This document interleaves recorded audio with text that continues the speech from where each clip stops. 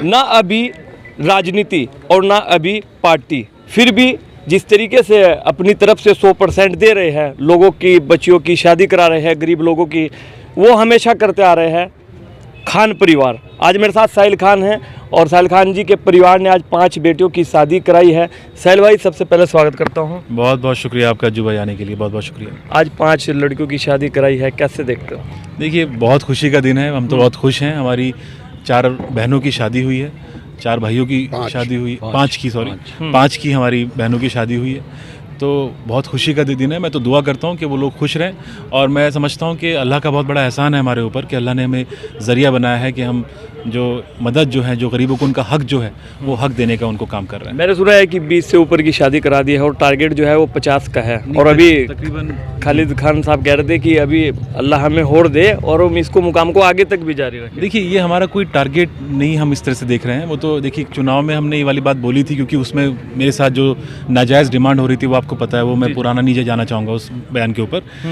शादी तो हम चुनाव से पहले भी करा रहे थे, आरक्षण से पहले भी करा रहे थे, और जो जन सेवा करते आ रहे हैं हम, लॉकडाउन का आप उठा लें, वो सब पहले से चलता आ रहा है, कोई ये नया नहीं काम हो रहा है। आने वाले वक्त में भी इंशाल्लाह दुआ करें, हमें अल्लाह और हौसला दे और हिम्मत दे, जितना भी होगा हम गरीबों को उनका जो हक हमारे जैसे लोगों के ऊपर बनता है वो उनको देने का काम करेंगे। और आपके चैनल के माध्यम से बोलूँगा भी कि जो लोग अपने आप को रहनुमा बोलते हैं, क़यादत बोलते हैं, उन लोगों को भी आगे आना चाहिए, और वो सिर्फ़ और सिर्फ वोट के वक्त पे ही निकल के आते हैं और मुसलमानों को समझते हैं कि ठेकेदारी उन्होंने उनकी वोटों की कर रखी है। कभी मैंने नहीं देखा उनको कि कभी उन्होंने कभी 2 बच्चियों की भी शादी कराई हो, या लॉकडाउन में अपने घर से 2 बोरियां किसी गरीब के घर में जाके डाल दी हो। तो ऐसे लोगों को भी चाहिए कि वो आगे आएँ और ख़ाली सिर्फ रहनुमा नाम के ना बने, काम के भी बने, गरीबों को उनका हक दें। और अगर आप उन्हें देंगे तो इंशाल्लाह मुझे उम्मीद है कि इससे और लोगों को भी प्रोत्साहन होगा और लोग भी आगे बढ़ेंगे। जितने भी सियासी लोग हैं, सियासी जमात हैं, सबको चाहिए कि वो ज़्यादा से ज़्यादा अपना जो भी आपका संसाधन है उससे कुछ पैसा निकाल कर जो आपका बनता है वो गरीबों में बांटने का काम करें। ये जो शादी करा रहे हैं आप नकुड़ कस्बे से ही या फिर अपनी पूरी नकुड़ विधानसभा में से कहीं से? ये तो पूरी विधानसभा से हो रही है, आज 4थी मर्तबा है ये हो रहा है, और हमने 20 शादी नहीं, तकरीबन हमने 30 शादी के आसपास हम करा चुके हैं अभी तक, और ये लगातार ये सिलसिला जारी रहेगा। ये ऐसा नहीं कि हमने 50 का टारगेट ही हमने सेट किया हुआ है, ऐसा नहीं है। अल्लाह हमारे हालात अच्छे रखे, सब हमारे मुल्क में अमन और शांति बनी रहे, हालात अच्छे रहें, जितना भी हो सकेगा हमारे से तो हम इंशाल्लाह ज़्यादा से ज़्यादा गरीबों को उनका हक देने का काम करेंगे। साहिल भाई, आपने बोला था, मैंने लगभग 3 महीने पहले इंटरव्यू लिया था आपका, आपने बोला था कि मैं अपने लोगों से मीटिंग करूंगा और फिर अब हम लोग ज़्यादा दिन निर्दलीय रहने वाले नहीं हैं जी, और हम पार्टी ज्वाइन करेंगे जी। अब 3 महीने भी हो गए हैं, 4था भी हो गया है, अब कब फैसला करें? भाई, ये फैसला देखिए, फैसला तो हमारे जो साथी हैं, इतने जिम्मेदार साथी हमारे साथ में खड़े हुए हैं, आप ये देखिए, बुजुर्ग हैं, बड़े हैं हमारे, सब साथियों की जब एक आम राय बन जाएगी जी, क्योंकि अल्हम्दुलिल्लाह हमारा बहुत बड़ा नेटवर्क है पूरे के पूरे ज़िले के अंदर, पूरे विधानसभा में, जब सब साथियों की एक आम राय बन जाएगी कि हमें ये फ़ैसला लेना है, तभी मेरा कोई इंडिविजुअल फ़ैसला नहीं होगा।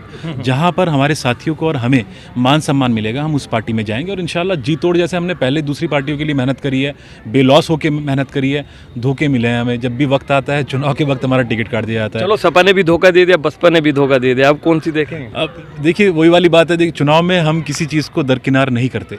जो पार्टी हमें मान सम्मान देगी और वादा करेगी कि वक्त आने पे हमें, हमारे साथियों को और हमें हमारा हक मिलेगा, हम उस पार्टी के लिए जी तोड़ और मतलब दिल लगा के उसके लिए काम करेंगे, मेहनत करेंगे।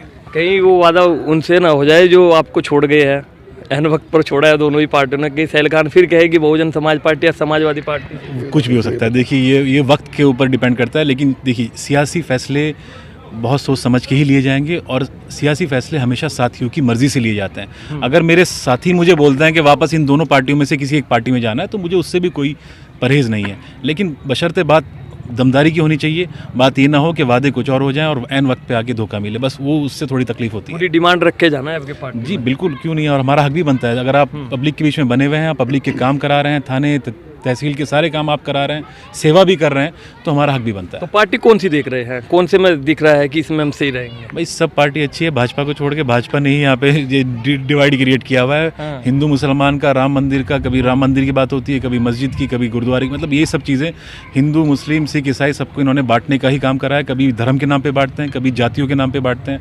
आप बताइए, आपके चैनल के माध्यम से एक सवाल मैं करना चाहूँगा, हमारे अगर पहुँचती है हमारे प्रधानमंत्री जी तक बात, वैसे तो वो खैर अदानी की बात ही सुनते हैं, हमारे जैसे आम आदमी की तो बात कहाँ सुनेंगे वो।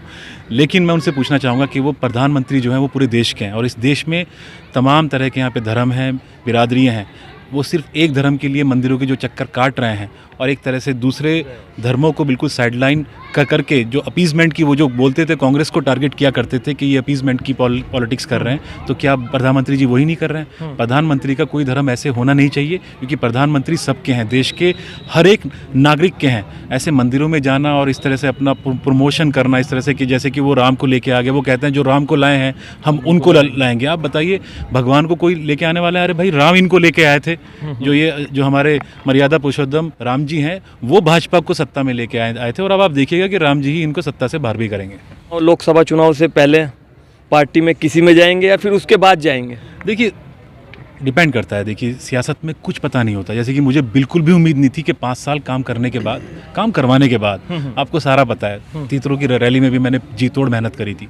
14,000 की भीड़ में मेरी विधानसभा से वहाँ पर गए थे, और वहाँ पे मुझे मान सम्मान मिलने का काम भी हुआ था। जो हमारे चौधरी साहब हैं, उन्होंने मान सम्मान भी मिला था, सब कुछ था, पूरा एश्योरेंस भी था।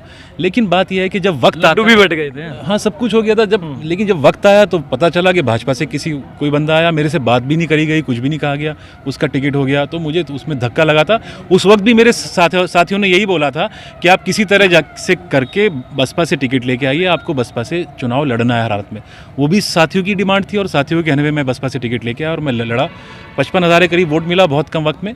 मैं खुश हूँ। इंशाल्लाह मुझे उम्मीद है कि वक्त आने पर पब्लिक के बीच में, और पब्लिक को समझ में भी आएगा कि कौन से लोग मौका परस्त लोग होते हैं, कौन से लोग हैं जो यहाँ पर सियासत में खिदमत की नीयत से आए हैं, और ऐसे लोगों को पब्लिक वोट भी देने का काम करेगी और कामयाबी मिलेगी इंशाल्लाह। चुनाव लड़ेंगे या नहीं? लास्ट सवाल। वो भी देखिए, वो भी मौका, हालात और साथियों की राय पर ही डिपेंड करता है।